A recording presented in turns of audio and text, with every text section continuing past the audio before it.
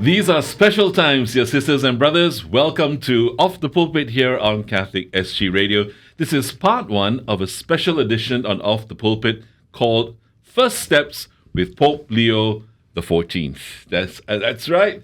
Yeah, we have a new Pope. I'm Andrea Church, he's Beatrice de Cruz.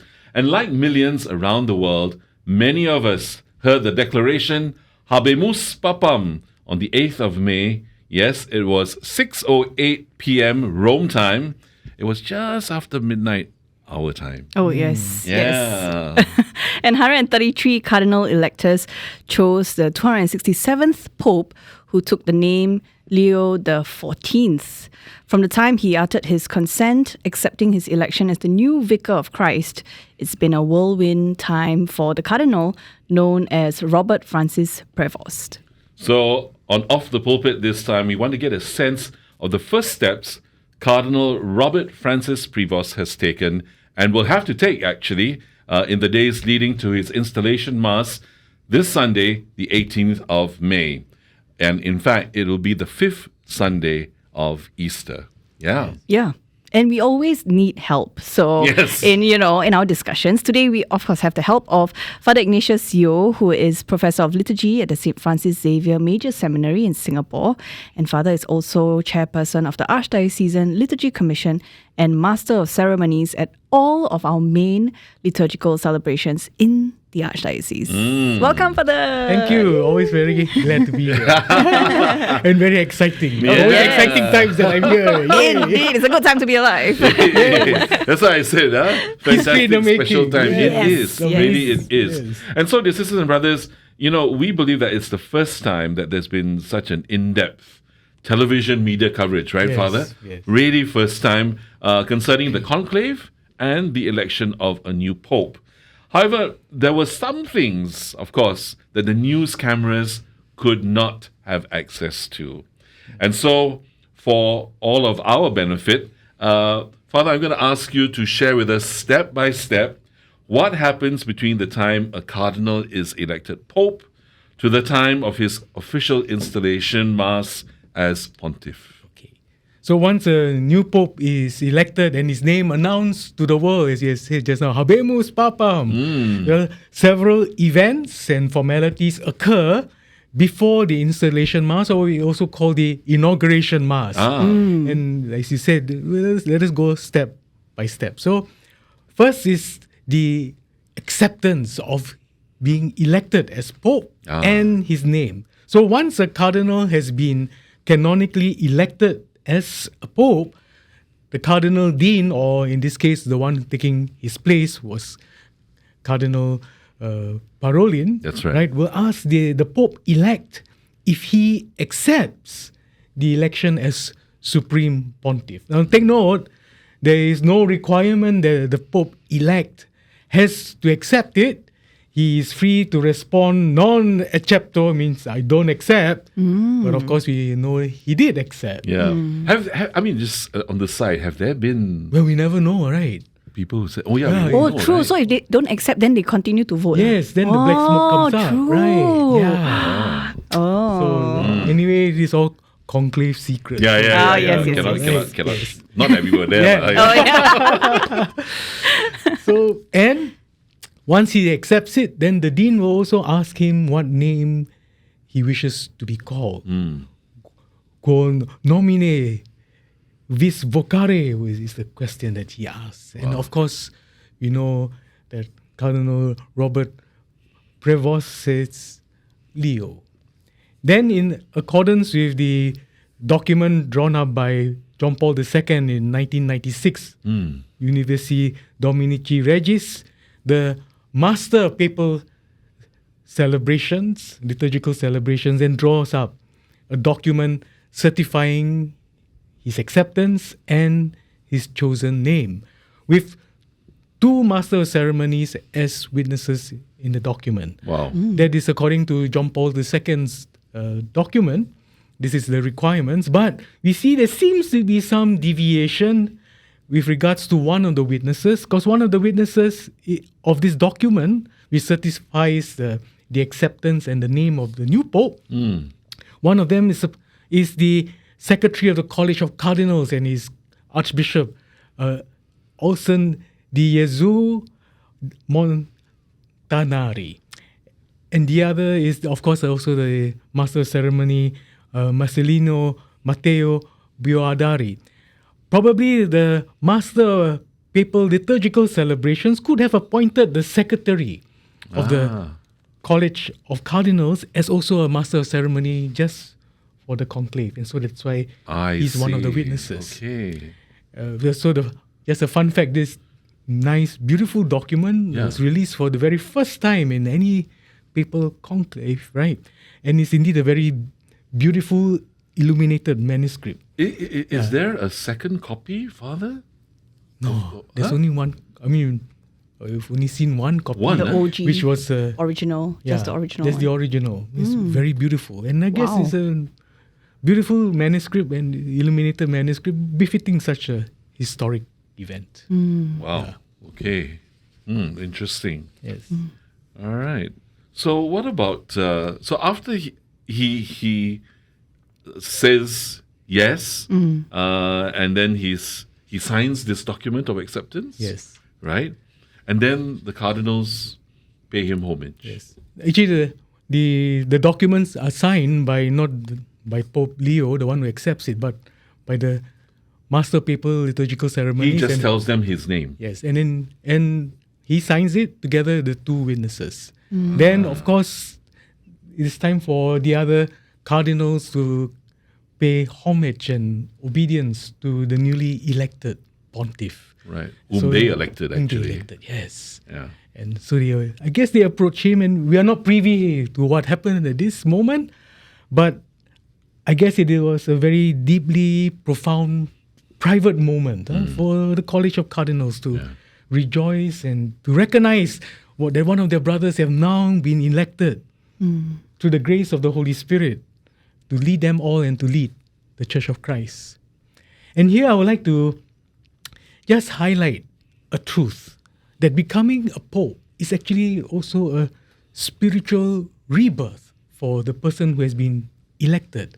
It's really a life-changing moment. Indeed. Rebirth, because becoming pope is not just a promotion or ceremonial transfer of power. Right. It's a profound spiritual rebirth. And that is why our previous program, when we speak about the conclave, we said the conclave is a spiritual event. And I think that's where a lot of people also forget. They see the grandeur, of the office and all of that. Correct. And then I guess influenced by even our recent elections, that's right? And so we think in very worldly terms. Correct. But imagine a man walking into the Sixtine Chapel as a cardinal. Cardinal so and so, in this case, Cardinal Robert, and in the case of Pope Leo, or as Bob, he's intimately known by all his friends and family members. And within days, he emerges with a new name, a new mission. And with this weight on his shoulders that echoes across 2,000 years of faith and tradition. Now, why is it a rebirth? Well, because it mirrors what Jesus did with Simon. In Matthew's Gospel, chapter 16, verse 17 to 19, we hear Jesus looks at Simon and say, "Blessed are you, Simon, son of Jonah, for this was not revealed to you by flesh and blood, but my Father in heaven. And I tell you that you are Peter, and on this rock I will build my church, and the gates of Hades will not overcome it. I will give you the keys of the kingdom of heaven. Whatever you bind on earth will be considered bound in heaven. Whatever you loose on earth will be loose in heaven." And so here we see Simon, the fisherman, is transformed spiritually, personally, and missionally into Peter, the rock. This change of name is more than just symbolic. It reflects an interior transformation, a new identity forged by this divine calling. Wow. And the same thing happens at the conclave. When the Pope is elected, the first thing he's asked, not where do you want to live, what shoes he prefer. He's asked, do you accept your election as Supreme Pontiff? And by what name do you wish to be called? So choosing the name Yeah, is a big thing. it is. Yeah, it's really important to choose the right name, and because there's also significance. And I'm sure many would ask, Father, like, why did Pope Leo choose Leo as the name, right? Can you give us an idea on how a good name would be considered? What's the thought process probably, and whether there are restrictions even to the choice of a new name for the Pope? So to answer that, we go back a bit into history, Since the time of John II in 533, and the second one, or John III, in 561, each Pope takes a new name in imitation of what Jesus did with St. Peter. Right, when he changed his name from Simon to Peter. Yeah. So the selection of a papal name has great significance, and it's a significant act, symbolizing the new Pope's intention and the legacy which he wishes to carry forward. Right. For example, John Paul II chose his name to express his love for the unique inheritance by the Popes John the 23rd and Paul VI, and his readiness to develop that inheritance. Similarly, Cardinal Joseph Ratzinger chose the name Benedict XVI also upon his election, right? So the new pontiff said that he chose his name, his papal name, to continue down the path of Leo XIII, right? Who addressed the social question in the context of the first great industrial revolution. This indicates that Pope Leo XIV is interested in promoting Catholic social teaching in today's world and in today's context, especially for the last, the lost, and the least, and therefore also continuing Pope Francis's legacy. Right. Incidentally, the name Leo was also the name of Brother Leo, who was the faithful companion of St. Francis. Yes. Yes, that's right. Yeah. Oh, Yes. cool. Now I remember that. Yeah. Oh, wow. Okay. So, with all of that, Father, still just to echo what Beats asked, right? Is there any restriction to the sort of name that is chosen? But there are no explicit restrictions to the name that the Pope can choose. Right. But the selection is largely symbolic. However, historical in context, right? That's why he chose Leo, and he likes to align himself with what Leo XIII did. And also for practical considerations that can influence his choice, right? So there are no hard and fast rules. Right. But there are some considerations that could be taken into account when it comes to the choice of the Pope's name. So, for instance, then there are historical precedents. So the Pope often chooses names of predecessors that they admire and whose legacy Makes sense. they wish to emulate. Right. And I said this choosing of the name Leo, right? Everybody is speaking about Leo XIII, and so now Leo XIV. But Leo was also a great companion of Francis. Yeah.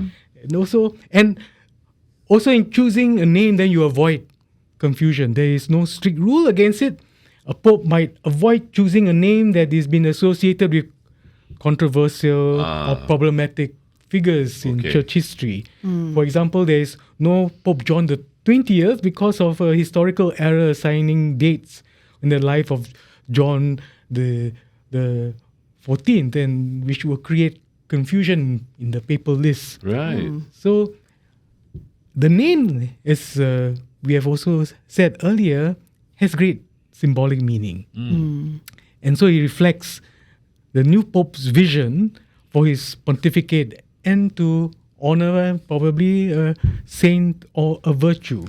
And as we have seen, this is also true in the case of Pope Leo. And also in choosing a name, there is also a sense of continuity. So a pope might choose a name to signal continuity with recent pontificates and to emphasize a particular theme of priority of the church. Right? And I guess in choosing the name Leo, then he links it back to Leo XIII, who was addressing the social concerns of the church. And today we are also facing great social upheavals in the world, and he needs to address that. And I think I personally like the fact that Leo was also a great companion of St. Francis and a great companion of Francis, and he will continue Francis's legacy. And also, with regards to choosing of a name, there is also a need for cultural sensitivity, right? Especially in the modern era, the Pope should also consider the global implications of their name and their choice of their name, aiming to select a name that resonates positively across different cultures and regions. Similarly, we too, right, one may add a new name at our confirmation. That's right. Especially if it's a saint's name was not given to us at baptism, we may choose it at confirmation.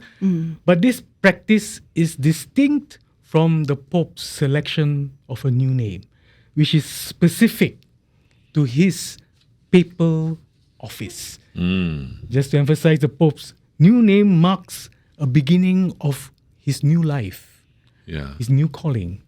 Just as religious sisters and brothers take a new name and professing their vows, the Pope's new name signals his death to a previous life and his birth now into the Petrine ministry. He is now Peter, the ministry of the one who must now strengthen his brethren, as in Luke chapter 22, verse 32 says. And so we know that Robert Cardinal Francis Prevost has taken the name Leo XIV. This marks a beginning of his new life, new mission in the church. Wow. Actually, taking on that new name bears actually real weight.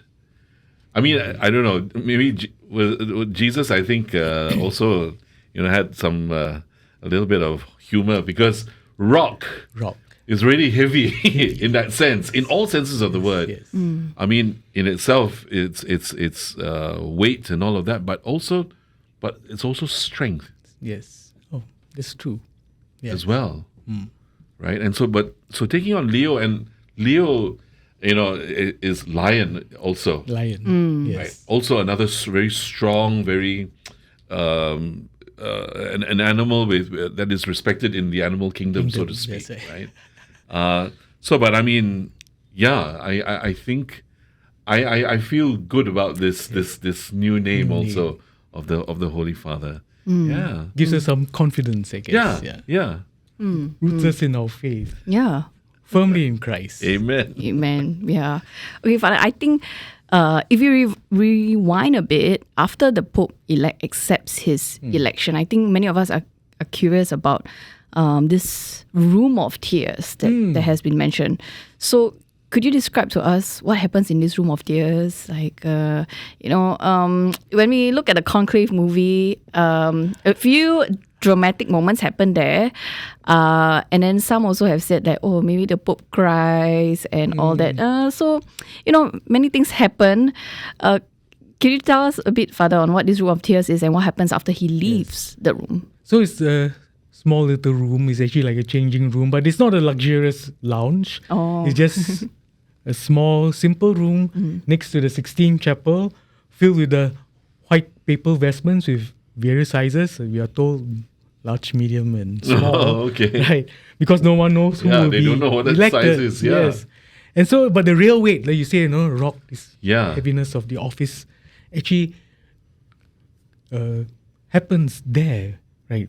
When It sinks in, really. Yeah, really sinks in when the person don on those vesture, right? And so many popes actually have wept in that room. We are told Pius XII was said to have broken down in tears there. Benedict XVI stood there in stunned silence. Pope Francis, they said, he simply asked just for a moment of quiet and prayer in that room.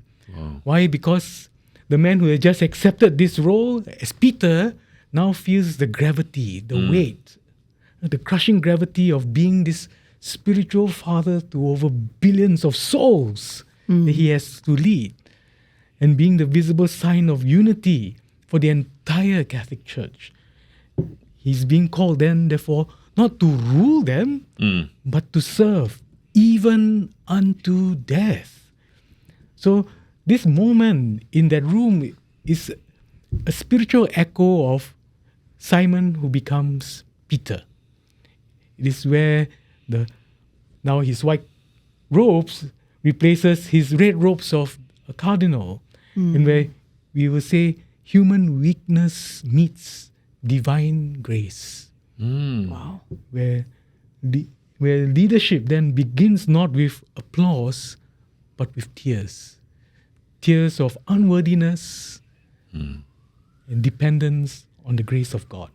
And as Pope Leo said to the cardinals in his first homily, he said, "You have called me to carry that cross." Yeah. So it's a cross that he had to carry, and to carry out that mission. And I know I can rely on you, each and every one of you, to walk with me as we continue as church, as community of friends of Jesus, as believers, to announce this good news, to announce the gospel. So from that room now, realizing this cross that he has to carry, this mission, the mission of Christ, he emerges before the College of Cardinals as their Pope. And then he's led then from there to the chapel to make an act of prayer and an act of thanksgiving to God. And so we see at the very beginning of the papacy, God is first before he goes out to the world. And then comes the big moment, which all of us who Have been eagerly waiting, waiting, comes the big announcement. Yeah. Yes. Who's going to walk out of those curtains? First we hear the Cardinal Deacon, the Proto-Deacon Dominic Mamberi announce to the waiting people that the election has taken place, and Habemus Papam, we have a Pope. And then he proclaims the name of the new Pope, and all of us listen very intently. Yeah. Right. And then, of course, the new Pope comes before everyone to greet us and impart his blessing ubi et orbi to the city and to the world from the balcony of the Vatican Basilica. Right. Just a fun fact, if a Pope is elected, of course in this case it's not true, right? But just a fun fact. If the person elected is not a bishop, then he must be solemnly ordained as a bishop before homage is paid to him and the announcement of his election is made. According to tradition, then the Cardinal Bishop of Ostia performs the consecration of a new Pope if he's not already a bishop. Okay, but that's just a fun fact. Oh, so then they would ordain. You have to ordain him because he's to be a bishop. This is even before he comes through the curtains. Yeah. Oh, okay. Because in the old days, anyone actually, Yes, technically. any baptized Catholic can be elected, right? Of course. Well, okay, yeah. Chances are low, but I guess it's possible. Yeah, right. So all these acts, Yeah. all these acts marks the end of the conclave. Conclave ends immediately after the new Pope assents to his election by saying, "I accept." Right. And after the conclave ends, then the new Pope can be approached by the officials, such as the Secretary of State or any one of the cardinals, right? And also to discuss then more important day-to-day matters, I guess. Father, at that point in time, right, I'm sure there must be so much going through the new pontiff's mind. But what are some of the maybe first duties of the new Pope? I think that is also very important for us to take note. When a Pope is elected, then the world watches and all of us are watching, right? Cameras zooming in, white smoke, black smoke, white smoke, hey! And we cheer. And we had a visiting gull. The famous gull now. It's got Instagram account as well. Yeah. Interesting. Yes. It gained some popularity. Yes. Yeah. Then we see a simple man steps out and, as you said, with a heavy mission Yeah. to shepherd 1 billion people in the name of Christ. Now, the question is, what gives him and also us the strength to do that? It is not popularity, not power. It is the Eucharist. In John chapter 6, verse 53, Jesus tells the crowd something very shockingly. He says, unless you eat the flesh of the Son of Man and drink his blood, you will have no life in you. And many struggle to understand these words of the Lord. But Jesus wasn't just using metaphors. He was offering himself literally in the Eucharist. Right. My flesh is true food, my blood is true drink. These are two bold words, divine words, words that give life, not just to individuals, but to the entire church.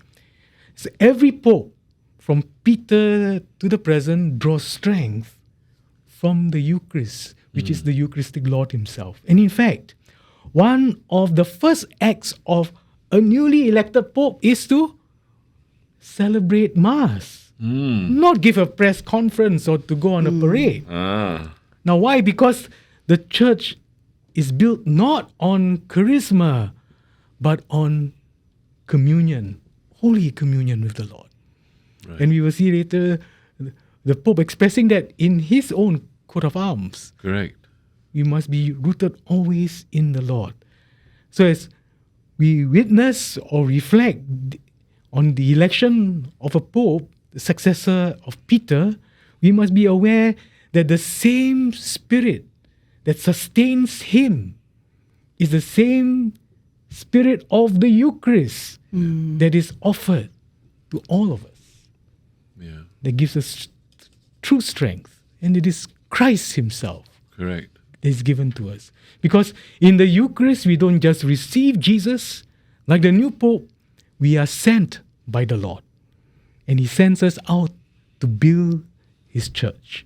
And we know that the very next day, Pope Leo XIV celebrated Mass with the conclave cardinals in the Sixtine Chapel, right. officially ending the conclave in thanksgiving and in the Eucharist.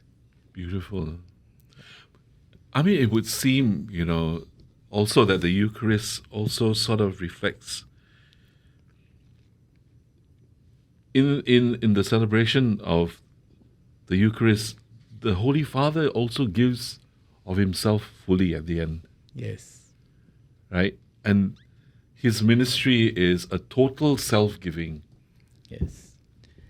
And it, And as a celebrant of the Eucharist, yeah, you say the words of the Lord, this is my body, this is my blood given, poured out for you.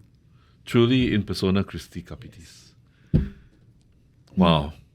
That blows my mind, really, just to connect all of it. Yes, like and that's that. the very first act.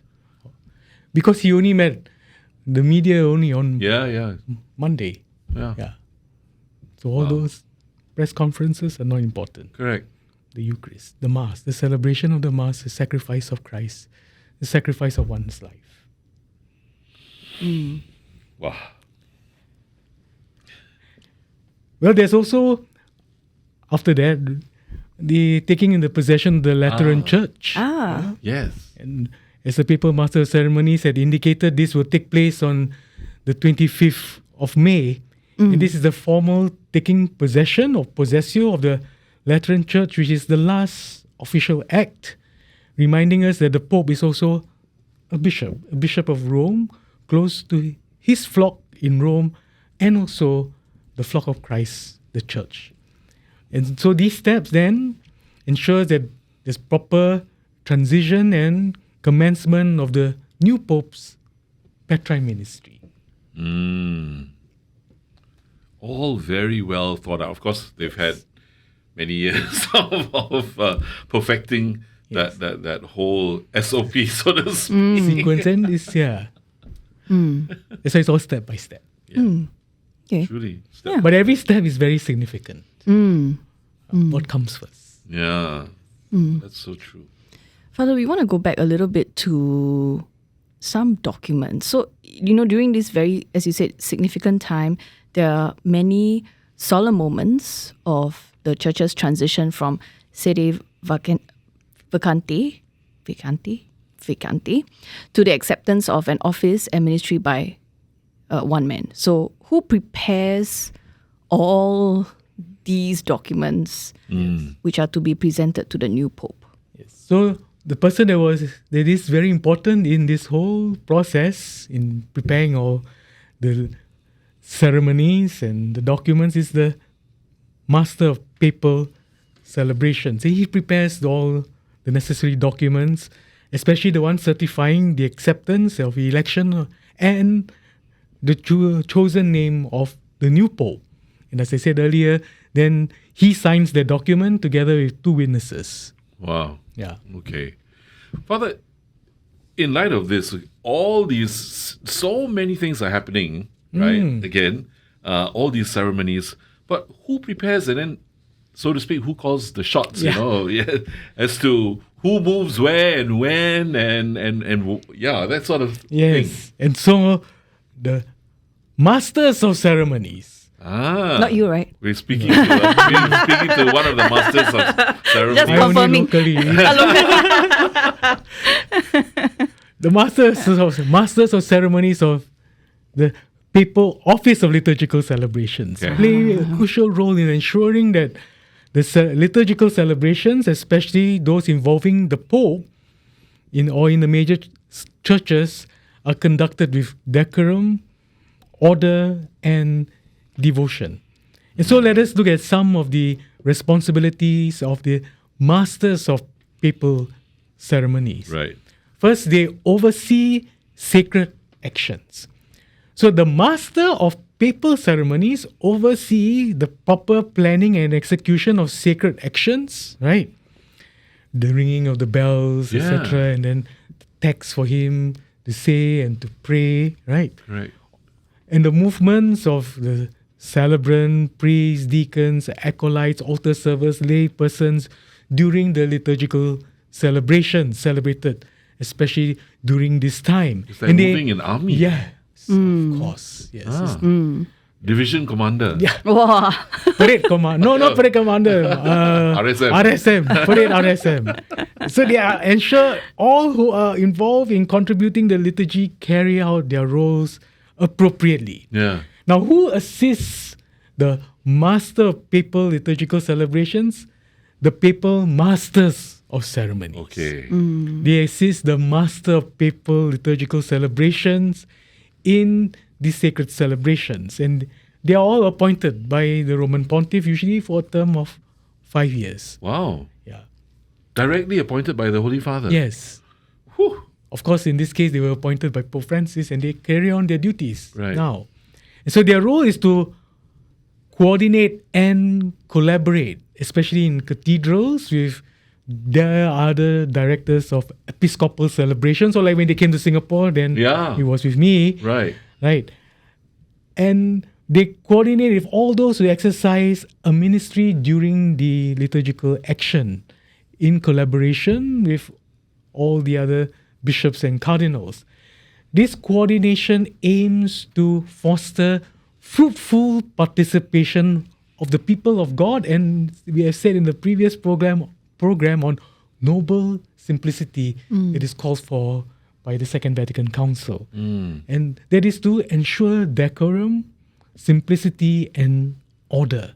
So the Master of Papal Ceremonies arrange everything so that the liturgy shines with decorum, simplicity, and order.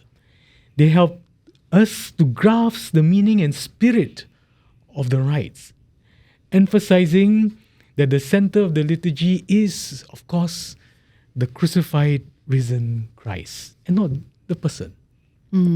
Wow. Of course, then they provide formation and guidance, and so they also grow schools of liturgy and in order to help and foster the participation of the people and pastoral mission of forming clergy and the faithful. So they also help then seminary superiors to preside in the best way possible, taking care of the way the gospel or the readings are proclaimed, gestures, signs. They also assist those in charge of ministries to prepare the liturgy of parishes, especially in this time, the places which the Pope is to visit. And we know that Pope Leo visited the shrine of the Mother of Good Counsel in Genazo on Saturday afternoon. Yes. In the sanctuary just located about an hour east of Rome, and it's run by the religious order of St. Augustine and houses the ancient image of the Virgin, dear to the order and also to the memory of Leo XIII. And so, in essence, the masters of liturgical ceremonies are essential for the smooth and reverent conduct of liturgical celebrations, ensuring that they are carried out with proper order and devotion, and that they facilitate the active participation of the faithful and of noble simplicity to inspire the hearts of the faithful who are encountering and engaged in this moment where the Holy Father goes to pray and imparts his blessing. Actually, there's so much synchronization and orchestration. Yeah. It's a that big goes on behind. thing. And Yeah. the sad thing is that, many of us, if we watch from the pews, if you're not attentive, all this just goes over the top of your head. Yes. And nobody realizes how much work has really gone Yes. into that. Yeah, because you don't want something to be so cumbersome and then, Correct. haphazard, then it's not inspiring. Yeah. It must be seamless and flows nicely, so it inspires. Wow. True. Truly, that's truly inspiring. So, dear sisters and brothers, we have an idea now how life has changed for the Cardinal, as we knew, Cardinal Robert Francis Prevost. And in his first sermon as Pope to the Cardinal electors, he prayed that with God's help, he would be a faithful administrator for the sake of the entire mystical body of the Church. And so, we thank you for joining us in this part one of this special edition of Off the Pulpit called First Steps with Pope Leo XIV. In the next installment, we've got the next installment for you, we'll get a better understanding of what to expect at the installation Mass of Pope Leo XIV, which will take place on Sunday, the 18th of May. Don't forget to look out for part 2 of this edition. That's right. We're also bringing you the live stream for this Mass, so don't forget to tune in to Catholic SG Radio. Yeah. Not forgetting, we want to thank Father Ignatius Yeo for Indeed. being with us today. As always, Father, thank you for Yes. really bringing, and making really Thank you for allowing this us opportunity, to really. understand what goes on behind the scenes. Like I said, cameras cannot go there, in that sense, in certain ways. Yeah. But this understanding really, as I said, parts of it just blew my mind. Really. Thank you. This has certainly been a meaningful conversation It has. for us also. Really. Yeah. And so, Father, once again, he is Professor of Liturgy at the St. Francis Xavier Major Seminary, Singapore, and Chairperson of the Archdiocesan Liturgy Commission. So just a reminder, if you're tuning in to Off the Pulpit, because this is a special episode, usually we go out on Tuesdays, alternate Tuesdays at 8:30 a.m. If you're watching the YouTube, it goes up at 7 p.m. So don't forget, catch the part 2 coming out real soon. Just leaves me to say thank you so much for joining us. We'll see you in the next edition. Take care and bye-bye.